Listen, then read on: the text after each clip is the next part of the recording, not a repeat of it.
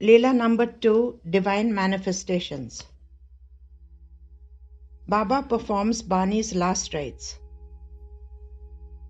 Since childhood, Hari P. Naik, a devotee from Mumbai, had heard stories of how Lord Shri Krishna had stayed in the home of Eknath Maharaj, and how he brought water from the river daily for his wife and performed all the chores in the house. How he ground wheat for Janabai and swept the compound for her.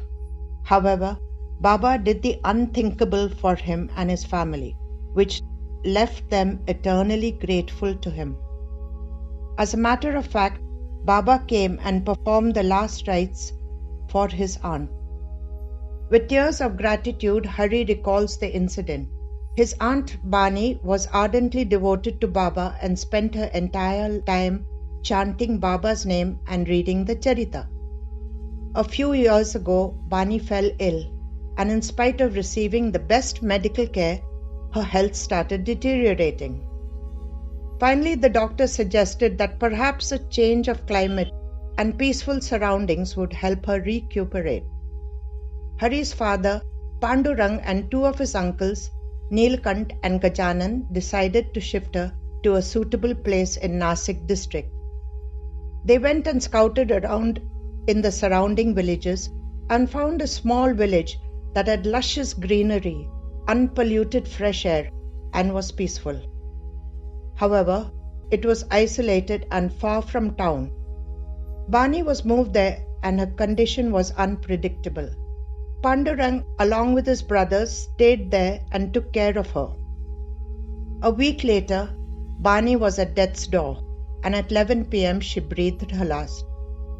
At that time, Pandurang and Neelkant's wives were also present, while Gajanan had returned home.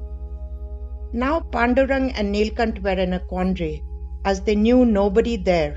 Neither did they know where to purchase the wood and other supplies for the last rites. Finally, they decided to go to the river bank and cremate the body. They cast their burdens on Baba and, chanting his name, they hesitantly set out. After going a short distance, they heard a tremendous voice behind them saying, "Stop!" They turned around and saw a tall, lean man dressed in a long white shirt and a white turban on his head, wearing khadaus.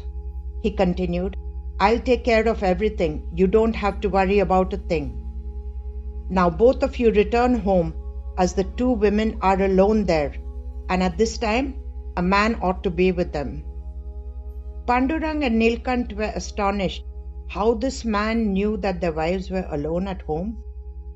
Mesmerized what he said, they quietly returned home without questioning him. But what they saw next left them speechless.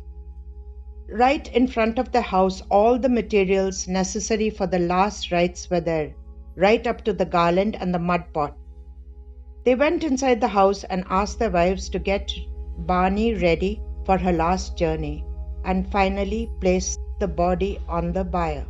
The next problem was, there were only two men to carry the bier for cremation. Again they heard the same voice saying, "Both of you shoulder the front of the bier. I'll take care of the back." Simultaneously, both turned around and saw it was the same man who had helped them previously. They reached the cremation ground, and the man swiftly arranged the wood for the funeral pyre. He also guided them in the rituals to be followed, and Bani's body was laid on the funeral pyre.